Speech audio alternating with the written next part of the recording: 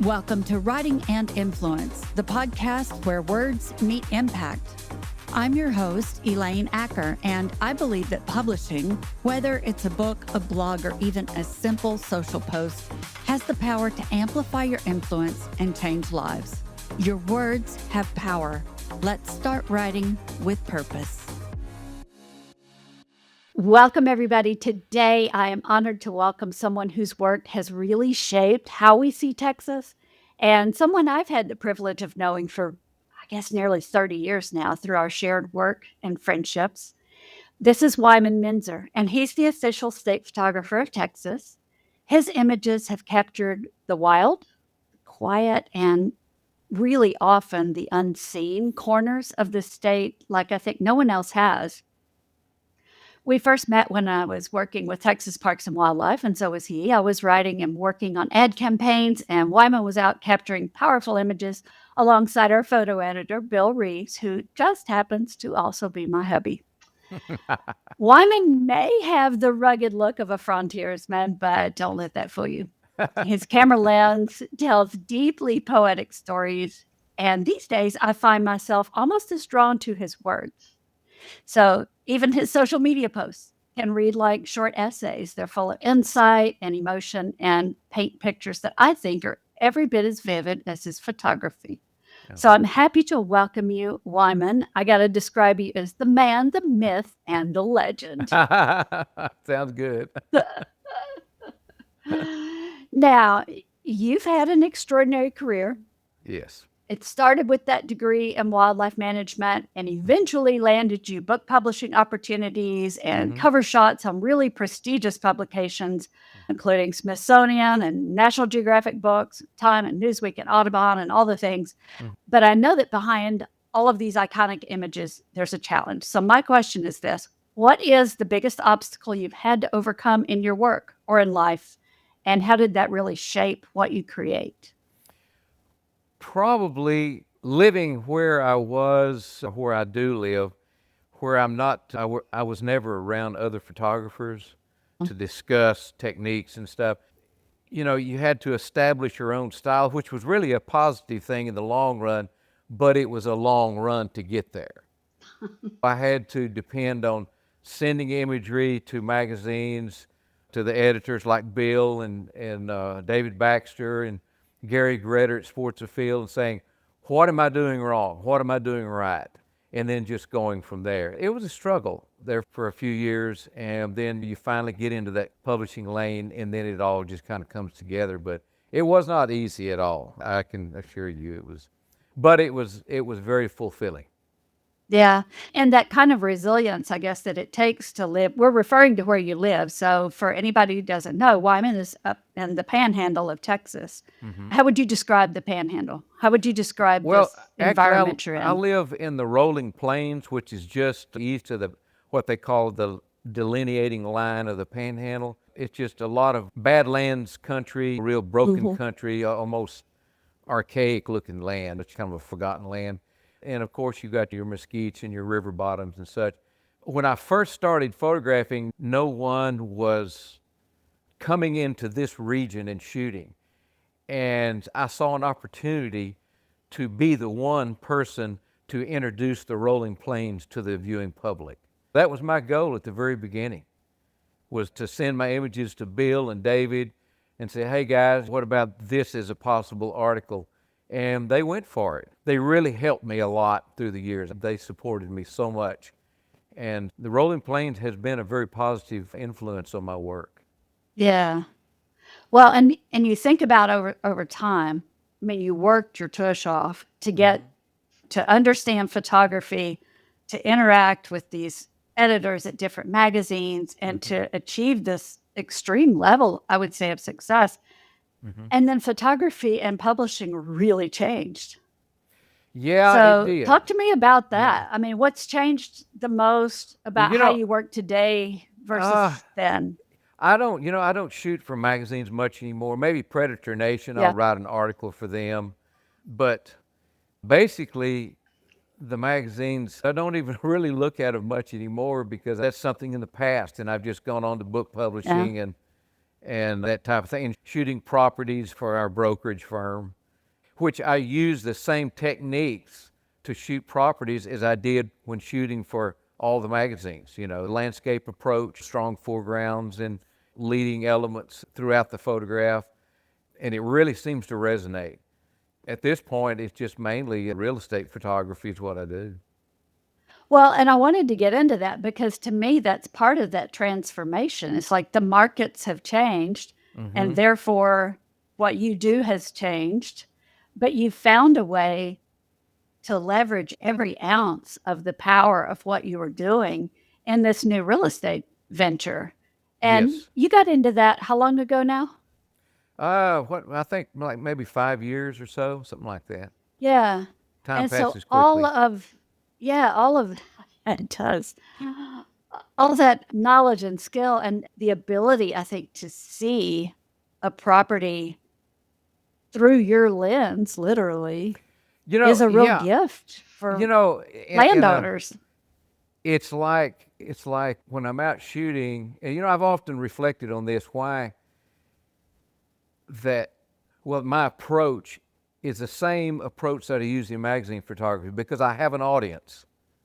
Yeah. Each magazine, like Texas Highways versus Texas Parks and Wildlife versus Sports and Field and Stream, Outdoor Life, each of them have an audience. And so I'm almost thinking inclusively all of these magazines whenever I shoot a property. There's going to be wildlife, there's going to be landscape, there's going to be interior design. I pull from all the experiences that I've come away with over all the years, the decades of shooting for magazines to shoot these And properties. that's so important to focus on audience because so many people, whether they're doing photography or writing, you have this impulse to share the thing that you want to share in the way you want to share it. Right. And if you're doing it that way, you're kind of just crossing your fingers and hoping that it's going to resonate with somebody.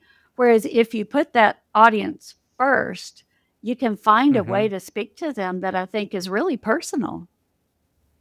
Well, I think what was important over the years was that in shooting for editors, they depended on the way I saw the subjects. I remember one from New York telling me one time, he said, I love the angle from which you shoot, that you use in your imagery. You shoot low, you shoot strong. I fall back on those words and use the light, use the angles, even though I don't have an editor that's going to work me over whenever I send my images in and say, hey, man, you need to go back and redo this. But I employ all of those angles in my real estate work, and it's very successful. Yeah. Uh, you know, And so I'm going to hold up a stack of books. Those of okay. you who are listening, I'm holding up a very heavy stack of books. So these are Wyman's books. So if you want to find his work, you can certainly go online and find it. What I love about these books, Wyman, is that it it's the talent that you brought to the table, but it's also the people you got to collaborate with. Absolutely. And this particular one was a collaboration with John Graves, who Oh man, that was that describe. was How do you describe John Graves? John Graves was a consummate gentleman, just beyond description. I mean, I love his style of writing. Ever since years ago, it was suggested, Goodbye to a River, that I should read that book. And I read that book soon thereafter, and it was like, wow, this guy is really a great, great author. And his style, he could, one sentence was a paragraph, but he could make it all work. I've almost styled my own writing, try to sort of in his shadow. That's as close as I can get to him, is just his shadow. But John Graves was just an awesome person to work with. So talented, so kind, and such a gentleman. Well, so when did writing become such a big part of your expression? Well, when I started at Texas Tech in '69, I remember freshman English, and I remember the Mr. Lightfoot. I'll never forget him. He wanted us to write an autobiography, and so I wrote and handed it in, and I made a D, and I go, wow, boy, this is something. And so I decided that, I needed to really kind of up the game here a little bit. And so got through that and got into the course of the literature section of the next English course. And then I got into technical writing. In technical writing, I could do and was actually achieving things in it, making decent grades. But the writing, I actually started writing when I was a kid. I still have the stories, true Oh my stories by gosh. Wyman Meinzer. And I still have them in longhand. Some of them, one of them was 30 pages long. And I would I'm write not them, worried. in the seventh and eighth grade. But what really got me into writing was I believe in 1981, when I was working with Bill and David Baxter there at the magazine. And David Baxter asked me to write an article on predators, on coyotes. Of course, that was my shtick. I mean, I loved predators and was a professional predator hunter for years after graduation. And so, well, David, I don't know how to write. And he said, well, give it a shot. So I wrote about a 1,500 word piece and handed it in. I believe it was on a yellow notepad. And David called and he said, hey, this writing is actually better than some of my guys who write all the time. And that really gave me a lift and gave me the incentive to keep trying. And it went from there. Isn't it amazing how the right person at the right time can have such an influence Absolutely. on our lives and our confidence Abs- and our trajectory yes. in life? Wow. I've met so many people like that has just elevated me, mentally, to be able to have confidence in myself. And whereas otherwise, I may have just kind of kicked it off to the side and just said, I can't do that. But they just pushed me. Yeah. And David and Bill both, they were there at just the right time. It was perfect. So when you think about, kind of giving that lift, giving that push to people who are trying to become photographers and writers now, and again, recognizing that the market and the space for writers and photographers is so different. What would It's you so s I know different. you used to teach at Tech for a while, so, I mean, what do you tell Yes. people who are trying to break in? It's so much harder. In a way, it's a lot harder than it was just because of digital. When I was Mhm. teaching at Tech, I made my students, up until the last couple of years, I was just adjunct and doing it part time, but I did for 12 years. And I would tell them, you know, I want you to use Chrome film because that is a teaching moment using Chrome film. You can't, just erase the shot and redo it. It's not a chimping thing where you can just chimp it and go, I'll reshoot that. You got to get it right from the very beginning. And I started out with Kodachrome, then Velvia, and so nowadays with digital, I still shoot just like I'm shooting Chrome. I don't Yeah. just throw up and just shoot and go, well, I'll change it later in Photoshop. It's got to be on the money in order to get your exposure right. And of course, with autofocus, it's going to be right most of the time with autofocus. And surprisingly, I still do a lot of manual focus in my photography. I found that in teaching the Mm. last couple of years, when I had to go to digital, you couldn't even get Velvia Chrome film anymore. I think you can still get it. Some people are kind of making a 360 and going back to a film. I just found that it made a lot of students lazy. They would say, well, I'll go out at 9 o'clock instead of being there at sunrise. When I was making them shoot Chrome film, I go, you're going to have to be there in the right light. I am your editor. I'm Mm. your magazine editor. I'm your art director. And I want you to get the maximum color. I want you to get your composition. I want everything to be just right. And so whenever they were shooting the Chrome film, they actually worked at it. But once I had to switch over and teach digital, it was like you could see that they were playing with Photoshop and not really being there at the right time and having to think about the photograph, think about what they were doing, what it was going to say to the audience. So if we want to give somebody some ideas about how to be better now in this current environment, it's to not Right, accept the surface level right. experience of everything automated, Yes. running it through Photoshop to Right. dig deeper and say, I have to show up at sunrise to get the sunrise. So I think that's an excellent thing because it translates to me Mm-hmm. in what I try to tell people about writing Mm-hmm. sometimes. It's that, yes, we have AI now. And yes, you can get super lazy.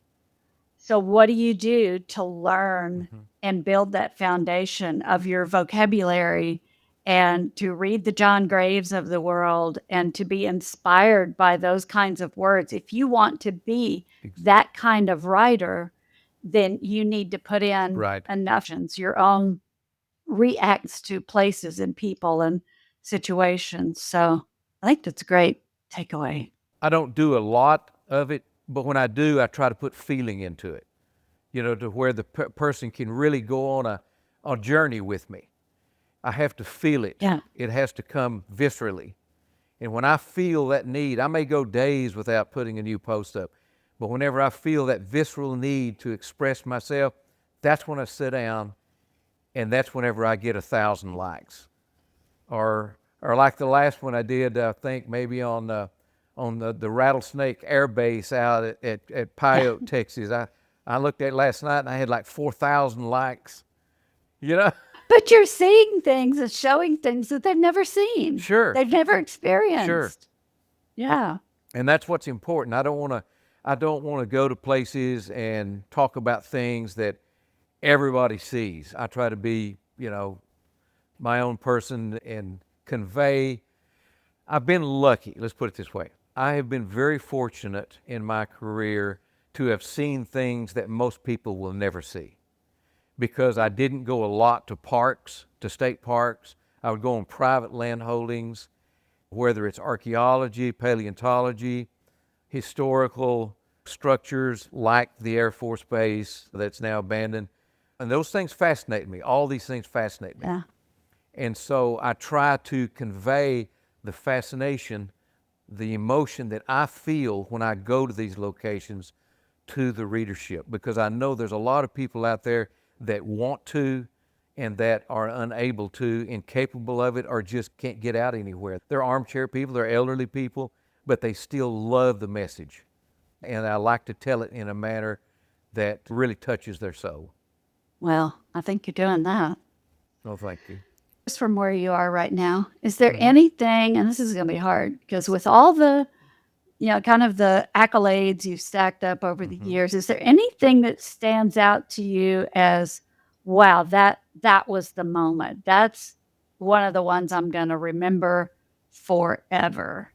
What's the first one that pops to mind? Oh, well, the one that blew my mind, you talk about accolades? Yeah, or Yeah, yeah. anything, yeah. Anything. The first one that blew my mind was in 1987, and I get a call from my alma mater, Texas Tech, from an instructor there I was as scared of him as I was a cobra, and in a dark room. He calls me up and he says, you've been designated the outstanding alum for the department. And I went, Dr. Wright, do you remember me? And because I was not an outstanding student, Let's be real frank about it. All I wanted to do was go to school. I wanted to get out and do the things that really excited me. And he laughed and he said, Wyman, it's not what you did, what you achieved when you were at Tech. It's what you've achieved since you've been out of Tech. I said, you might have the right man. But he chuckled on that one. It was but anyway, that was really a great moment. I really appreciated it so much. Yeah. What's And the hardest shot you've ever had to get? oh man, Elaine, there's been so many. That was a struggle. I shot a story up in the Yukon one time for Sports Afield magazine. I was up there for 3 weeks, and I was telling Celinda last night when it was raining. I said, I remember that day in the Yukon. I had a 50-pound pack on my back full of camera gear and clothes for 9 days, along with 3 other guys, and we were sitting on a boulder. We had just ascended a mountain for 15 hours, and We had to go down 1,000 feet because of a rock slide, and I was sitting in the rain, my boots full of water, my cameras were fogged over, and I was sitting there looking at the ground, and I told one of those guys, I said, if I ever get off this mountain, I will never come back. And I haven't. And you didn't. I got the story. That's what mattered. Oh, I like your stories too. Tell me another story. Tell me another kind of a standout Oh, moment. my goodness. Oh, my word. God, there's so many. I've been to so many places and seen a lot of the places. It's not necessarily the location, but it's the people you meet. Wonderful people. And so often I've related to people that I visit with that I could have never achieved this level without the help of so many across the United States. Yeah. Not just in Texas, but everywhere. It just seemed like there's always been the right person at the right time when I needed them. And I wish I could pull up all their names. There's so many, but I can't. But I can see their faces. Yeah. And I'm so appreciative because had they not been there, I couldn't have achieved what I did. It really He, is. how work, writing or photography makes people feel. So, the audience and how it makes them feel. So, when you look at this body of work, and let's say we're 100 years down the road, what do you hope people who see your images or read your words will feel at that moment? You know, I told Celinda that whenever I pass, and I read this passage in a book called The Wind when I was doing the Texas Sky book. And even though I think it's a fiction book, and I don't generally read fiction, but this was very captivating. And I was looking for passages to put in my sky book under the imagery. And one of them was, will you watch a prairie sunset and think of me?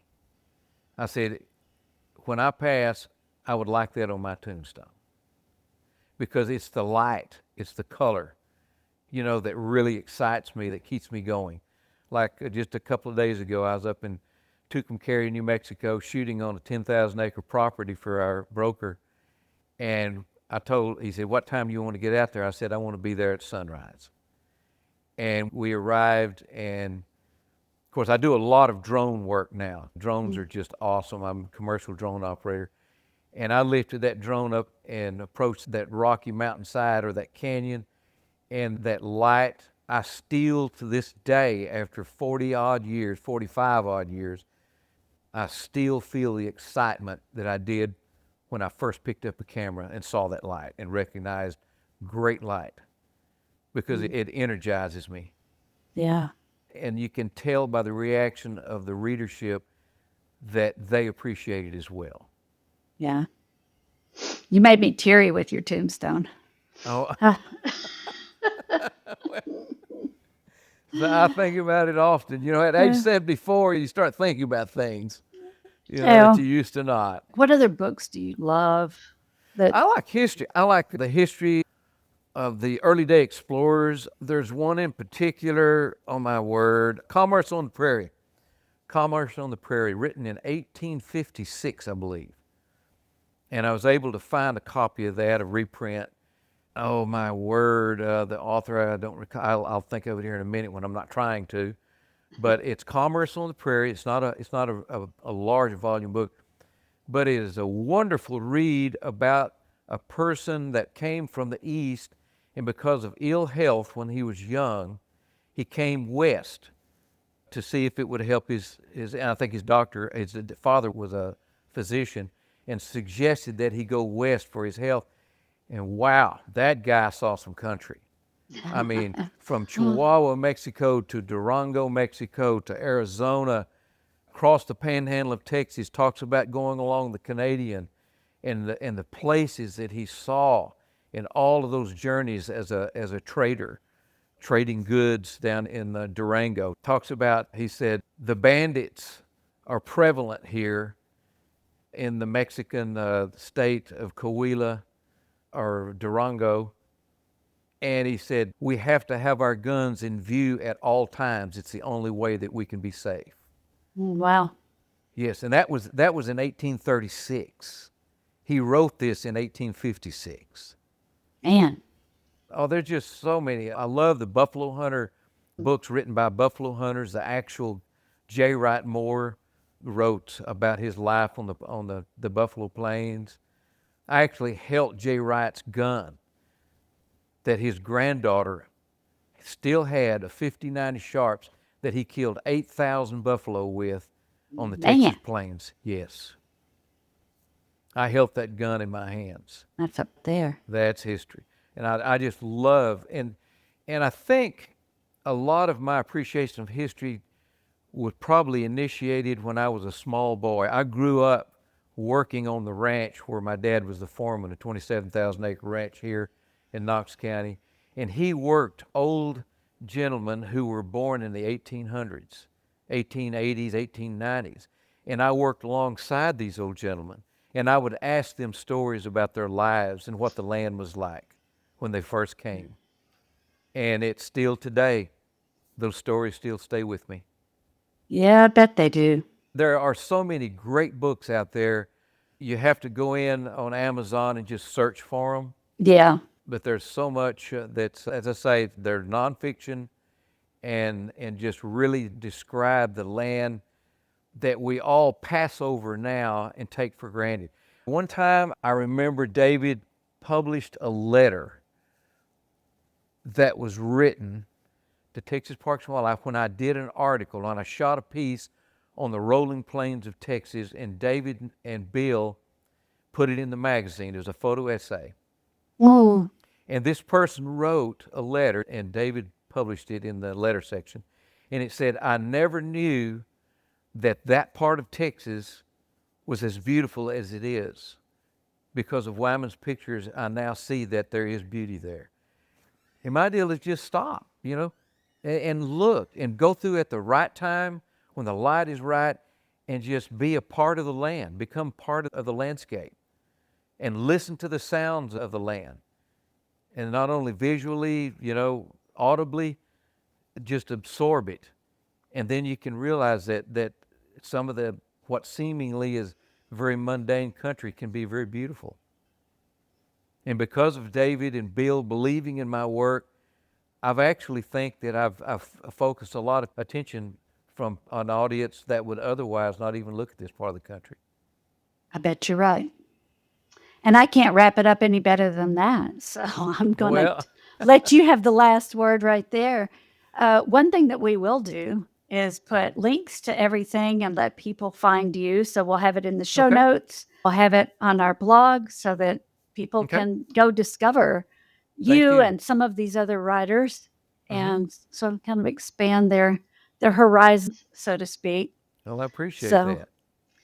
I just thank you so much for thanks sharing. For having me. Yeah, sharing your time and your stories. And you bet. Your work gives us, like we said, not just a view of Texas, but a feeling of what it means to live closer to the land and to see that beauty, and that we can share it in images and words. So absolutely. Thank you for preserving your little corner of the state. I appreciate everything. Appreciate your kind words, and thanks for having me on.